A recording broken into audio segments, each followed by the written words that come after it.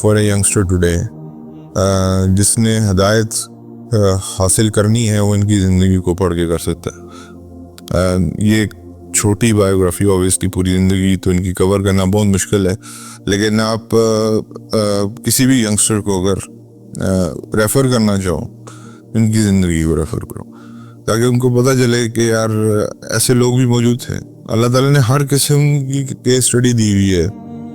کچھ ایسے لوگ جیسے ہم نے حضرت خباب کا لاسٹ میں پڑھا تھا, کوئی پوچھنے والا نہیں تھا, وہ کیس اسٹڈی بھی موجود ہے, یہ بھی ہے. پھر اس کے بعد سیدنا خالد کی کیس اسٹڈی بھی ہم نے پڑھی, وہ بھی امیر گھرانے سے تھے. تو اللہ نے ہر قسم کی مڈل کلاس, اپر کلاس, لو کلاس, ہر قسم کے لوگوں کی کیس اسٹڈیز ہمارے سامنے رکھی ہیں تاکہ ہمیں سمجھ آئے کہ دین اسلام جو ہے وہ کلاس کو نہیں دیکھتا, وہ دیکھتا ہے کہ قربانی کس نے کتنی دی ہے. الحمدللہ رب العالمین, الصلاۃ والسلام علی رسول الکریم, اما بعد, اعوذ باللہ من الشیطان الرجیم, بسم اللہ الرحمن الرحیم. 22ویں صحابی سیدنا مصعب ابن عمیر رضی اللہ تعالیٰ عنہ. کئی صحابہ ساری ان کی شان کو پتہ ہے, لیکن کئی ایسے آپ کے دل کے قریب ہوتے ہیں جیسے سیدنا خالد بن ولید اور مصعب بن عمیر جو ہیں میرے دل کے بڑے قریب ہیں. دونوں صحابی جو ہیں اللہ نے ان سے بڑا کام لیا, اور جو ان کو ہم پڑھ چکے ہیں بہت دفعہ, لیکن ڈیٹیل بایوگرافی میں آپ کے سامنے پیش کر دیتا ہوں. اللہ تعالیٰ ان کی زندگی سے ہمیں کچھ حاصل کرنے کی توفیق عطا فرمائے. یہ اللہ کے نبی کے وہ صحابی ہیں جنہوں نے اپنی ٹین ایج میں اسلام قبول کیا, اور آپ کو پتہ ہے ان کے بارے میں he was the boy of a very wealthy and luxurious family, اور شکل دیکھتے ہی, شکل مبارک ان کی دیکھتے ہی لوگ کہہ دیا کرتے تھے کہ یہ بہت امیر گھرانے سے ہیں. جیسے آج بھی جو ایلیٹ کلاس ہے کچھ دیکھ کے آپ پہچان لیتے ہیں. اور جو ان سے ہاتھ میں لاتا تھا تو ہاتھ اتنے سافٹ تھے کہ لوگوں کو یہ سمجھ آ جاتی تھی کہ ان ہاتھوں نے آج تک کوئی مشکل کام نہیں کیا, یعنی کہ ہمیشہ لگزریس لائف سٹائل ہی گزارا ہے. اس کے بعد ایک اور شان جو ان کے پاس تھی کہ he could be smelled before he was seen, یعنی کہ خوشبو پہلے آتی تھی, مصعب بعد میں آتے تھے. اور میں نے آپ کے سامنے یہ ذکر کیا ہے کہ جو ان کی کلوتھنگ ہے وہ سیریا سے آتی تھی, اور جوتے جو ہیں ان کے یمن سے آتے تھے, اور جو کلوتھنگ تھی وہ 10,000 درہم تک چلی جاتی تھی, اور دوبارہ شاید اس کی باری بھی نہیں آتی تھی. تو اس لیول کے ان کے جو پرفیومز تھے وہ بھی امپورٹ ہوتے تھے, یعنی کہ لوکل پرفیومز یہ استعمال نہیں کرتے تھے. تو آپ کہہ لو کہ he was a fashion icon of مکہ مکرمہ, اور والدین سے خصوصی محبت تھی, والدین بھی ان سے بہت محبت کرتے تھے. اور جب یہ اپنی ٹین ایج میں تھے تو انہوں نے اللہ کے نبی کی باتیں جب سنی ادھر ادھر سے, تو یہ تھوڑا سا انسپائر ہوئے ان باتوں سے, لیکن ابھی ملاقات نہیں ہوئی اللہ کے نبی سے. اب یہاں پہ جو علماء لکھتے ہیں وہ کہتے ہیں کہ جو اس وقت کے ان کے مقابلے کے ینگسٹرز تھے ان سے بہترین کھانا کھانے والوں میں سے یہ تھے, ٹاپ ایلیٹ کلاس میں بھی, اور بہترین مشروبات پینے والے یہ تھے. جو ان کے آپ کہہ لو کہ جو ایج فیلوز تھے ان میں سے بہترین تھے یہ ان معاملات میں.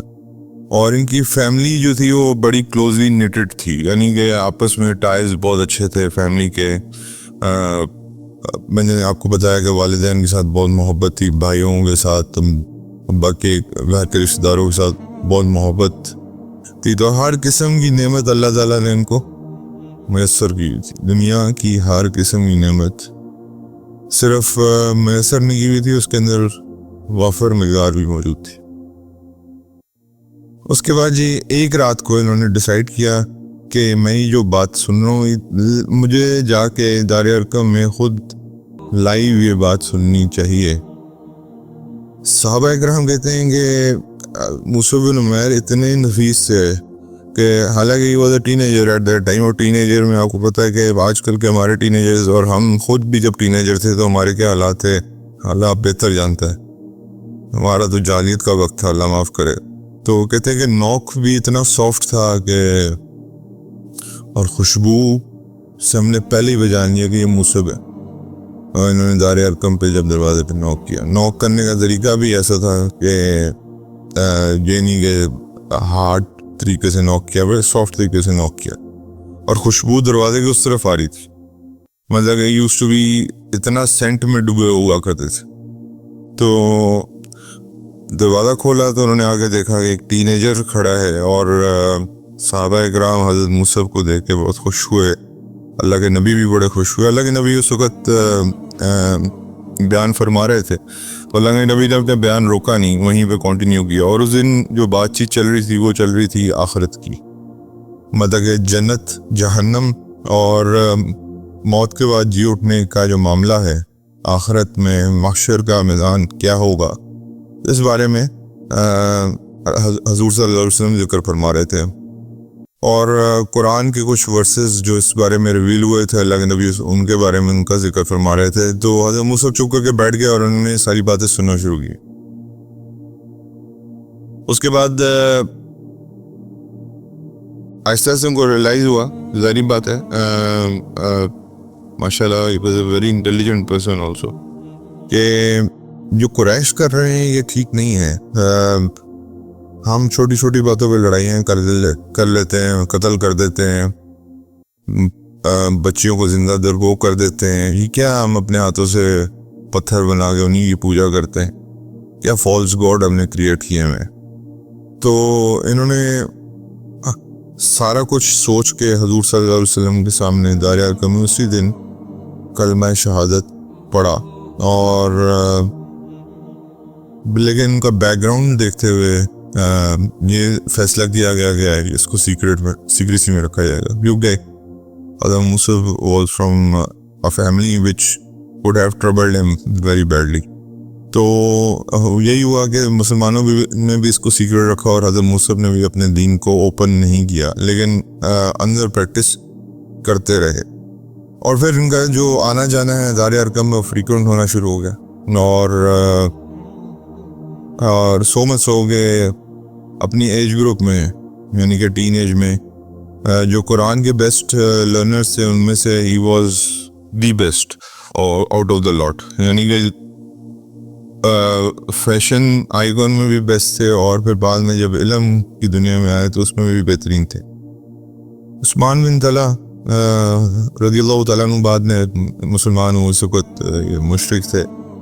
تو انہوں نے حضرت مصعب بن عمیر کو آتے جاتے دیکھا کہ دار ارقم یہ روزانہ آتے ہیں اور روزانہ جاتے ہیں، ایک نہیں، دو تین دفعہ، جب کافی دفعہ دیکھ لیا. اور پھر ایک دفعہ دیکھا کہ یہ نماز بھی جو ہے اس وقت حالانکہ نماز فرض نہیں ہوئی تھی، آپ کو پتہ ہے، لیکن جو حضور جس طرح نماز پڑھا کرتے تھے مصعب بن عمیر بھی ویسے ہی نماز پڑھتے تھے. تو انہوں نے ان کی والدہ کو آگے بتایا کہ مصعب has followed the religion of محمد بن عبداللہ صلی اللہ علیہ وسلم. تو جب ان کو پتہ چلا ان کے والدہ کو، تو انہوں نے ان کو بلایا.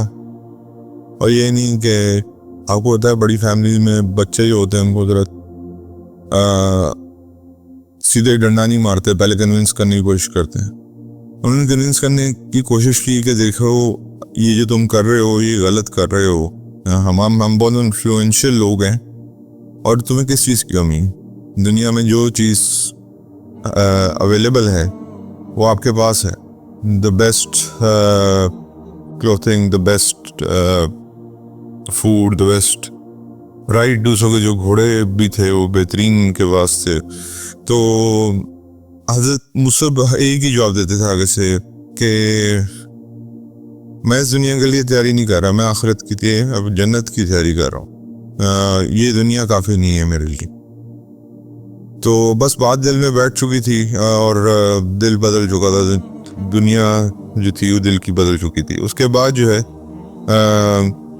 اب جب والدہ نے دیکھا کہ یہ نہیں بات مان رہے تو پھر انہوں نے کہا کہ I will start punishing you.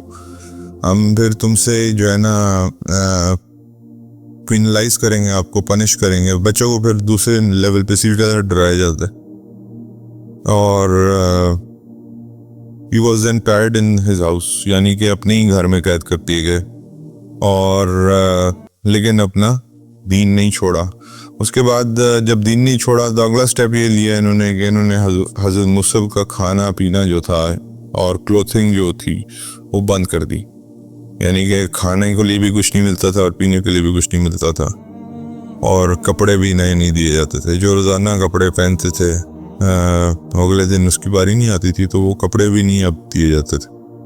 سو مچ سو کہ لوگوں جو قریش کے لوگ تھے وہ بھی ان کے گھر آ کے ان کے اوپر آہستہ آہستہ ان کو ٹارچر کرنا شروع کر دیا انہوں نے. تو الٹیمیٹلی سیدنا مصعب بن عمیر کی اس ڈٹرمنیشن کو دیکھ کے ان کی والدہ نے کہا کہ بلکہ چچا نے کہا کہ get out of the house, مطلب کہ کہا کہ نکل جاؤ یہاں سے. اور انہوں نے کہا ٹھیک ہے آئی ایم گوئنگ. اور ان کا یہ جو کپڑے پہنے نا یہ بھی تمہارے والد کے پیسوں کے ہیں, یہ بھی اتارو. تو حضرت مصعب نے کپڑے بھی اتار دیے. تو بڑی مشکل سے اپنے آپ کو اپنے جو اعضاء ہیں ان کو کور کر کے نبی کریم صلی اللہ علیہ وسلم کے پاس پہنچے. اللہ کے نبی بھی شوق ہو گئے ان کو اس حالت میں دیکھ کے, اور کہا کیا ہوا؟ انہوں نے کہا کہ یا رسول اللہ میرے ساتھ یہ معاملہ ہوا ہے اور میں کچھ دنوں سے نہیں آ پا رہا تھا آپ کے پاس, لیکن آج I left my house, my luxurious life for Islam. اس کے بعد few days later یہ اتنے کمزور ہونا شروع ہو گئے. ظاہری بات ہے ایک زندگی ایسی گزاری تھی کہ سڈن ویٹ لاس ہونا شروع ہو گیا سیدنا مصعب کا, اور جو ان کی شان تھی اس کے مطابق بالکل وہ ویسے نہیں لگتے تھے جیسے پہلے تھے. اسکن کا کلر چینج ہونا شروع ہو گیا. ظاہری بات ہارڈ شپس کبھی دیکھی نہیں تھی, اور اتنا چینج ہونا شروع ہوا کہ اور بلکہ اسکن فلیک ڈاؤن ہونا شروع ہو گئی. جو چہرہ پہ ظاہری بات ہے اس وقت جو اللہ تعالیٰ نے سب نعمتیں دی تھیں وہ میسر نہیں دین کی خاطر قربان کر دیں. اس کے بعد حضور صلی اللہ علیہ وسلم نے ان کو حبشہ جانے کی اجازت دی کہ آپ حبشہ چلے جائیں. اس میں تھوڑا سا اب اختلاف ہے کیونکہ حبشہ میں بھی 2 ہجرت ہوئی ہیں. میں نے وہ بتایا تھا کہ پہلے چھوٹا گروپ گیا تھا اور بعد میں پھر 72 لوگوں کا گروپ گیا تھا. تو کچھ علماء کہتے ہیں کہ یہ دونوں ہجرت میں موجود تھے, کچھ علماء کہتے ہیں کہ ایک ہجرت میں موجود تھے, لیکن حبشہ گئے ضرور ہیں. بس مطلب کہ cutting short he went to حبشہ, لیکن وہاں جا کے اللہ کے نبی کو بہت مس کیا کرتے تھے. He came back but no there was no home, کوئی گھر نہیں تھا مکہ میں, ہوم لیس تھے. اور بس اپنا گزارا انہوں نے جیسے کیا وہ پھر اللہ ہی بہتر جانتا ہے. اور یہ جب پہلے لوگ آئے مدینہ منورہ سے دو سال پہلے ہجرت سے العقبہ میں, اور انہوں نے آ کے حضور صلی اللہ علیہ وسلم کے ہاتھ پہ بیعت کی, تو انہوں نے حضور صلی اللہ علیہ وسلم سے کہا کہ آپ ہمارے ساتھ کوئی ایک ایسا عالم بھیجیں جو ہمیں آپ کے دین کی بات سکھائے, بھی قرآن بھی سکھائے اور ہمیں بھٹکنے سے بچاتا رہے. تو حضور صلی اللہ علیہ وسلم نے حضرت مصعب کو as an ambassador, as an عالم بھیجا. حضرت مصعب بن عمیر کو یہ بھی ایک فضیلت حاصل ہے. He was the first ambassador of Prophet صلی اللہ علیہ وسلم, first ever. یعنی کہ جو بھی پہلے صحابی جن کو ایز این ایمبیسڈر بھیجا ہوا تھا مصعب بن عمیر تھے, and because of his aura and because of his knowledge, یہ اللہ تعالیٰ نے ان کو ایک وہ دیا ہوا تھا. اس کے بعد جی مدینہ منورہ چلے گئے. وہاں جا کے لوگ کے ساتھ دین اسلام کی تعلیمات شیئر کی, ان کو علم دیا, قرآن پڑھایا, اور اسد بن زرارہ رضی اللہ تعالیٰ عنہ کے گھر میں یہ مقیم رہے. یہ ہم نے پڑھا تھا سیرت نبوی میں بھی. اور سو مچ سو کہ 70 لوگ جو ہیں وہ سیکنڈ پلیج آف العقبہ میں, یعنی کہ جو اگلے سال ہوئی ہجرت سے 1 سال پہلے, اس میں لوگ مسلمان ہوئے. پہلے میں غالباً 12 لوگ آئے تھے اور دوسرے میں 70 لوگ. یہ حضرت مصعب کا ایک محنت تھی جو انہوں نے کی اور جس کے بدلے میں اللہ تعالیٰ نے اتنے لوگوں کو اسلام میں داخل فرمایا. اسید ابن حضیر رضی اللہ تعالیٰ عنہ مدینہ کے سرداروں میں سے بنی اشل کے سردار تھے. انہوں نے دیکھا کہ مصعب جو ہیں وہ تبلیغ کرتے ہیں اسد ابن زرارہ رضی اللہ تعالیٰ عنہ کے گھر میں, تو یہ became upset کہ یہ ہمارے لوگوں کو بھی دین سے پھیر رہے ہیں. اور اسید ابن حضیر بالکل وہی کہانی ہے جو حضرت عمر کی کہانی ہے اور یہ ہم نے لاسٹ پڑھی بھی ہوئی ہے کہ انہوں نے ڈیسائیڈ کیا کہ I'll kill this person, spare لے کے he went to the house of Asad ابن زرارہ رضی اللہ تعالیٰ عنہ. تو حضرت اسد ابن زرارہ نے کہا کہ یہ جو بندہ آ رہا تھا he is the leader of بنی اشل and he is a very tough guy to deal with. حضرت Musab was as calm as a cucumber, یعنی کہ بالکل تحمل سے, اور ان کو کوئی فرق نہیں پڑا اس چیز. کہانے دیں, کوئی بات نہیں. اسید جو ہیں وہ آتے ہی انہوں نے شاؤٹنگ کرنا شروع کر دیا, مصعب کو برا بھلا کہنا شروع کر دیا اور یہ کہنا شروع کر دیا کہ آپ یہاں سے چلے جائیں ورنہ میں آپ کو معاذ اللہ شہید کر دوں گا. تو مصعب بن عمیر رضی اللہ تعالیٰ نے کہا کہ آپ calm down, just listen to me what you have to say, but what I have to say, اور اگر میں غلط ہوا تو پھر آپ جو چاہیں کریں, مار دے بے شک مجھے, I don't care. تو حضرت مصعب نے جب ان کو قرآنک ریولیشنز سنائیں اور جہنم اور جنت کے بارے میں بتایا, اکاؤنٹیبلٹی کے بارے میں بتایا جو آخرت میں ہونی ہے ہم سب کی, حضرت اسید بن حضیر جو ہیں وہ اسپیچلیس. انہوں نے کہا بات میں تو بہت اثر ہے. تو وہ انہوں نے کہا کہ مجھے اس دین داخل ہونے کے کیا کرنا پڑے گا. انہوں نے کہا آپ کو غسل کرنا پڑے گا اور پھر کلمہ پڑھنا پڑے گا. اسید بن حضیر واپس آئے تو حضرت سعد بن معاذ کے بارے میں میں نے آپ کو بتایا تھا, وہ ان کے کزن تھے, وہ بھی لیڈر تھے بنی اشل کے. اور جو انہوں نے کہا کہ آپ کیا کر کے آئے. انہوں نے کہا میں تو the guy has really struck my heart. تو حضرت سعد بن معاذ بھی اسی طرح غصے میں گئے, وہ بھی واپس آئے تو ان کے ساتھ بھی ہوا اور وہ بھی مسلمان ہو. یعنی کہ یہ بڑے بڑے صحابہ, حضرت سعد, حضرت اسید, یہ حضرت مصعب کے ہاتھ مسلمان ہوئے اور بعد میں پھر انہوں نے کیا رتبے پائے آپ کو پتہ ہے. اور لیکن اب دیکھو آپ کے ان کے بھی سارے اعمال نامے کس کے کھاتے میں جا رہے ہیں, سیدنا مصعب بن عمیر رضی اللہ تعالیٰ عنہ کے کھاتے میں جا رہے ہیں. اس کے بعد جی حضرت سعد رضی اللہ تعالیٰ عنہ نے جا کے پھر اپنی ٹرائب میں اناؤنس کیا کہ آپ مجھے اپنا لیڈر مانتے ہیں. ان کا جی بالکل مانتے ہیں. ان کا then this man who has brought this message from the prophet he is right. تو bulk of the people of that tribe نے اسی دن اسلام کا اعلان کر دیا. تو میں نے آپ کو جیسے ذکر کیا کہ جب یہ ابیسینیا حبشہ سے واپس آئے تھے نا, تو ان کا اسکن کا کلر بالکل چینج ہو چکا تھا, کپڑے تھے نہیں, مشکل سے 70 نام تھے اپنا.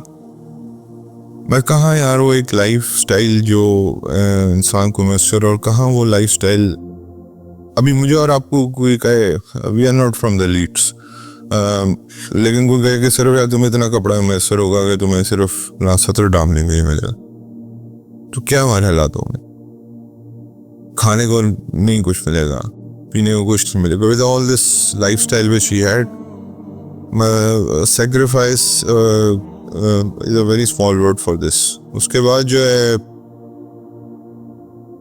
حضرت مصعب حالانکہ مدینہ چلے گئے تھے, لیکن اللہ تعالیٰ نے ان کو ہجرت کا بھی وہ دی, واپس آئے یہ دونوں پلیجز کے بعد, اور پھر دوبارہ ہجرت کی مکہ سے مدینہ. یعنی کہ حضرت Musab was the first one, اور میں نے آپ کو بتایا تھا حضرت عبداللہ ابن ام مکتوم ان کے ساتھ تھے. تو دونوں نے یہ دو پہلے لوگ تھے جنہوں نے ہجرت کی, یعنی کہ ہجرت کی اس سے جو ثواب ہے اس سے بھی محروم نہیں رہے. اس کے بعد مدینہ منورہ ان کو واپس آنے کی ضرورت نہیں تھی, لیکن وہ ہجرت کے ثواب سے محروم نہیں رہنا چاہتے تھے. بدر آئی اگلے سال, آپ مسلمانوں کا فلیگ حضرت مصعب کے پاس ہوتا تھا ہمیشہ, اور وائٹ فلیگ حضرت مصعب کے پاس تھا. بڑی زبردست جنگ لڑی اور اللہ تعالیٰ نے کامیابی بھی دی بدر میں.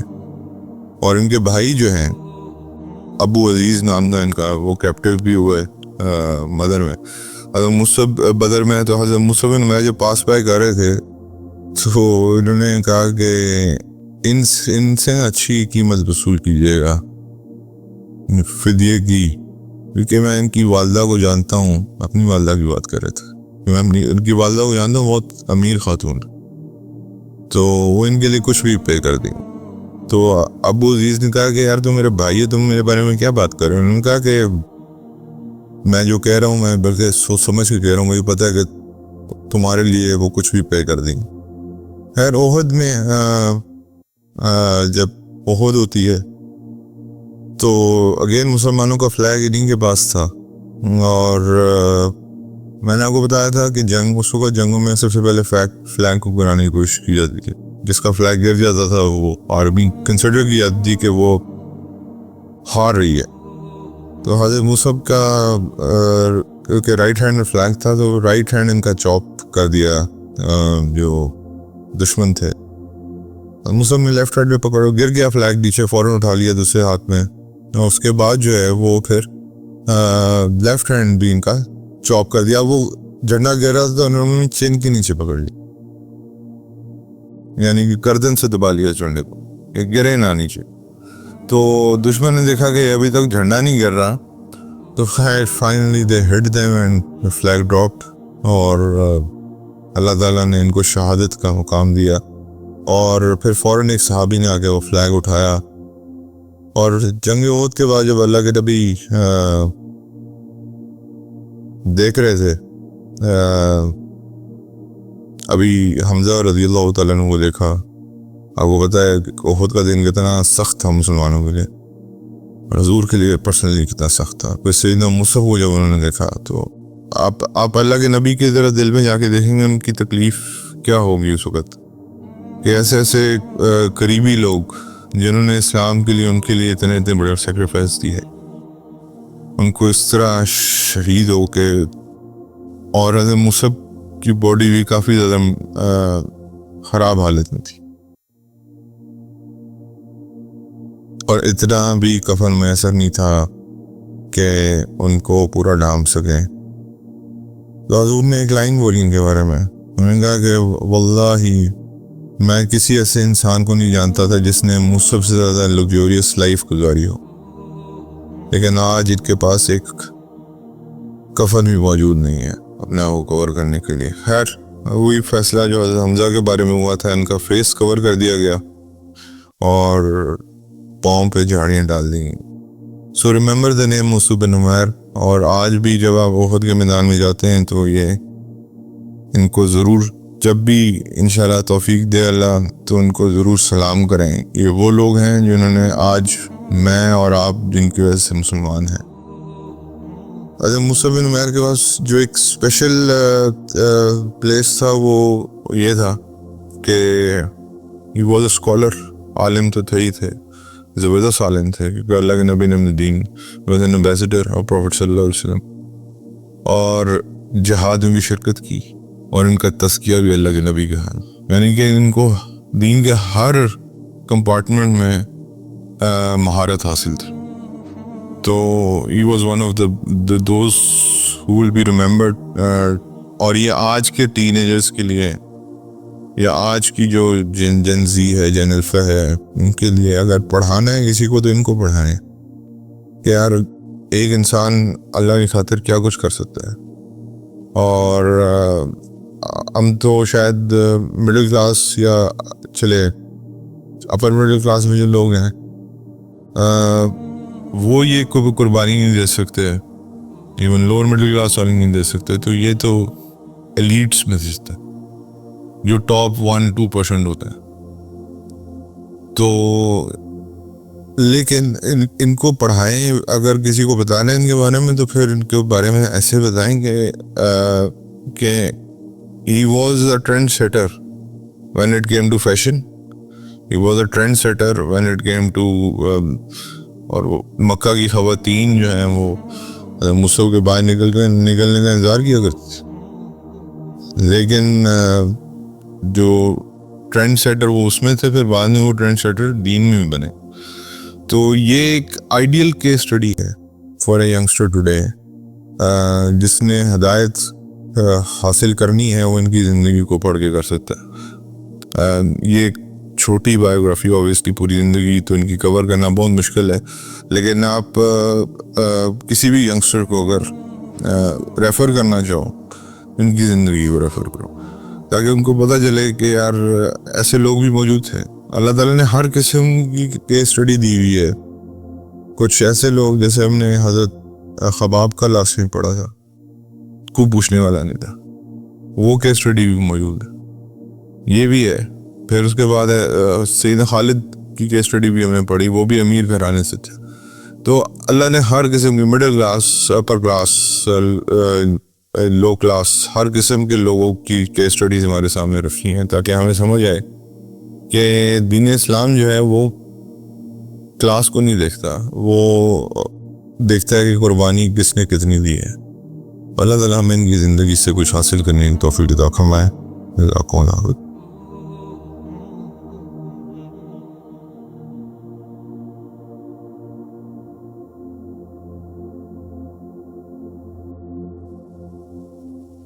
حضرت عبداللہ ابن عمر رضی اللہ تعالیٰ عنہ بیان کرتے ہیں، اللہ کے نبی نے فرمایا مہاجر فقراء روز قیامت مالداروں سے 40 سال پہلے جنت میں داخل ہوں گے.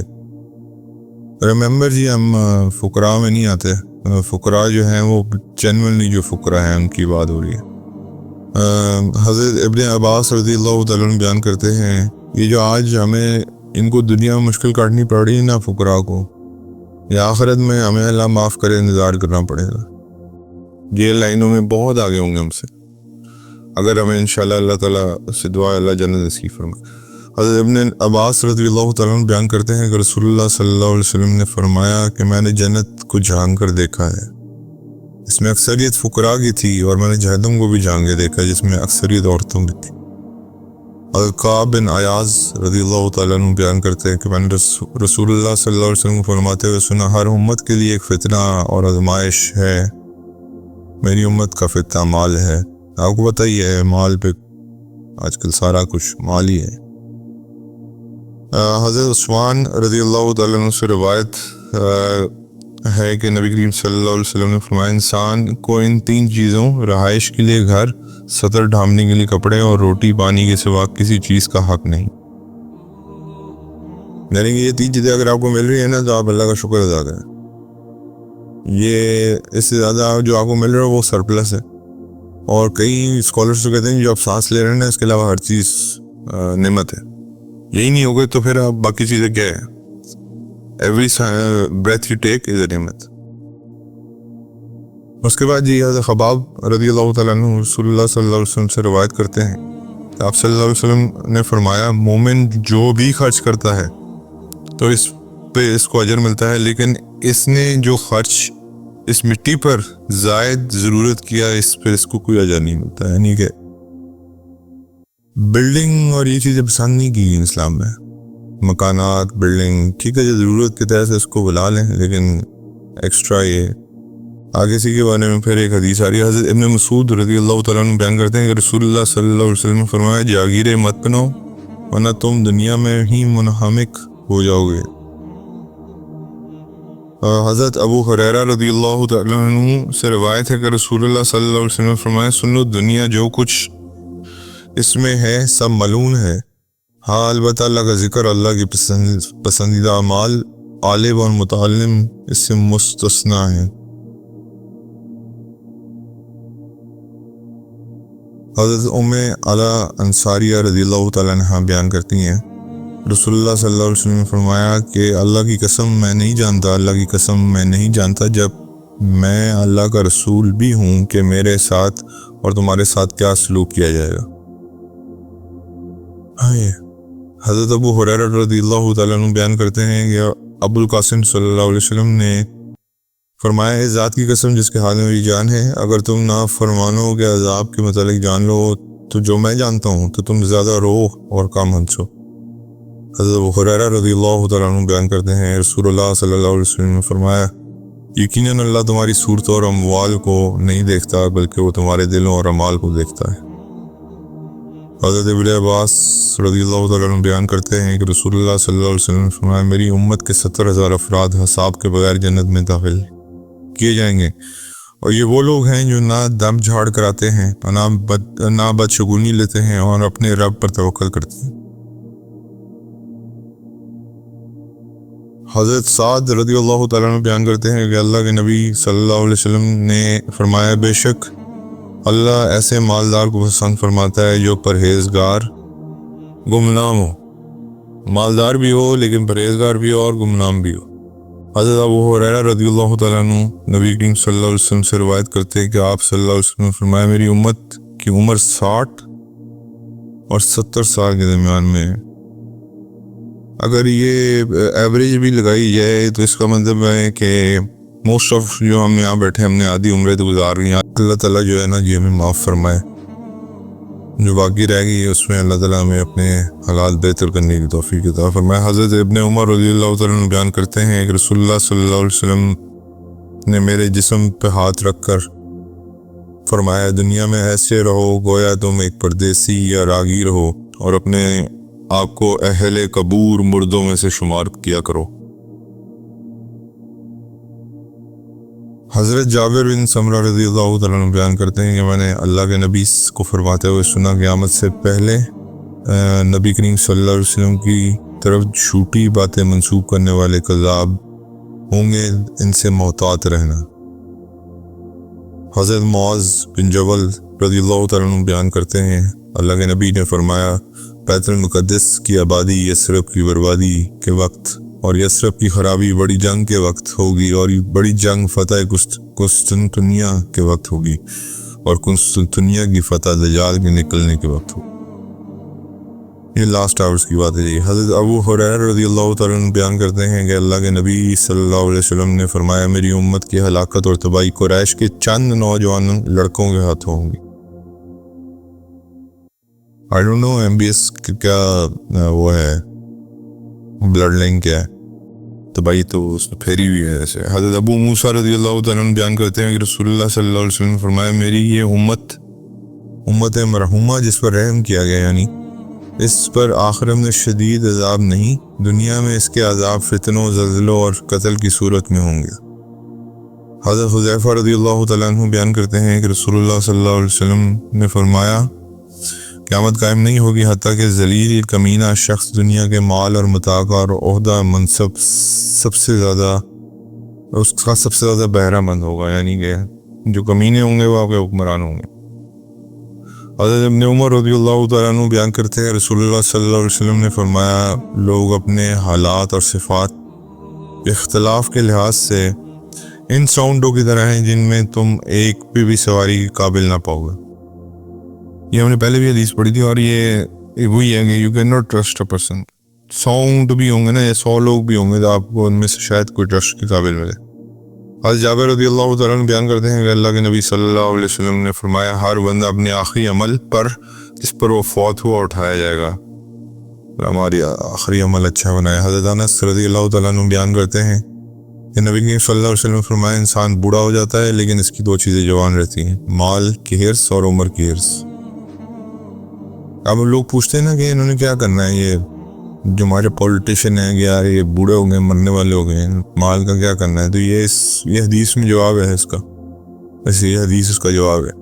حضرت محمود بن لبید رضی اللہ تعالیٰ عنہ سے روایت ہے کہ نبی کریم صلی اللہ علیہ وسلم نے فرمایا 2 چیزیں ہیں جنہیں انسان ناپسند کرتا ہے، انسان موت کو ناپسند کرتا ہے حالانکہ موت مومنوں کے لیے فتنے سے بہتر ہے، اور وہ قلت مال کو ناپسند کرتا ہے جبکہ قلت مال حساب کم ہے۔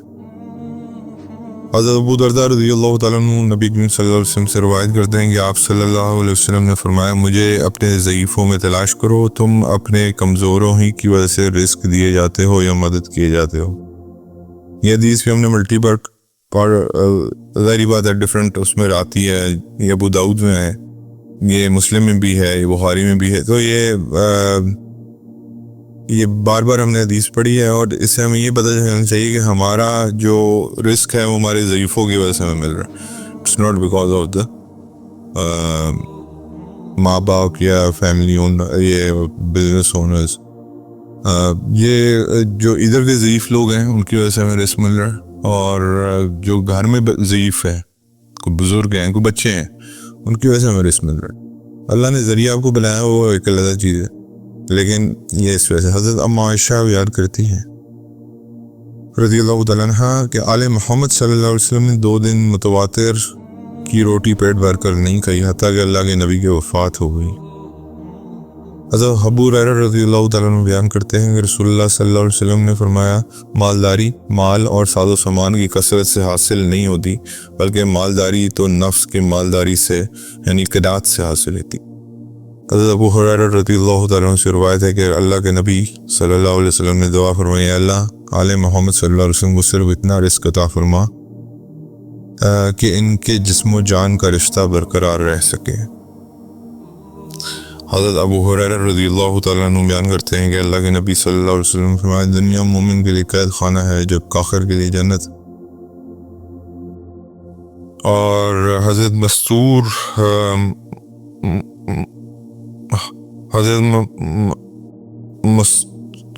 بن شداد رضی اللہ تعالیٰ عنہ بیان کرتے ہیں کہ میں نے رسول اللہ صلی اللہ علیہ وسلم کو فرماتے ہوئے سنا، اللہ کی قسم آخرت کے مقابلے میں دنیا کی مثال بس ایسی ہے جیسے تم میں سے کوئی اپنی انگلی سمندر میں ڈبوئے اور وہ دیکھے کہ وہ انگلی میں پانی کتنی مقدار میں ساتھ لوٹا ہے، بس یہ بات ہے۔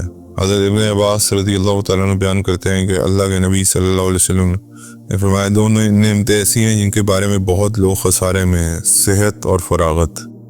نعمت ہے انسان کو کیا صحت کتنی بڑی نعمت ہے وہ خیر ہمیں پتہ ہی ہے، لیکن فراغت بھی اللہ کی نعمت ہے۔ جب انسان مصروف ہو جاتا ہے نا تو پھر وہ وقت ڈھونڈتا ہے کہ میں فارغ ہو جاؤں۔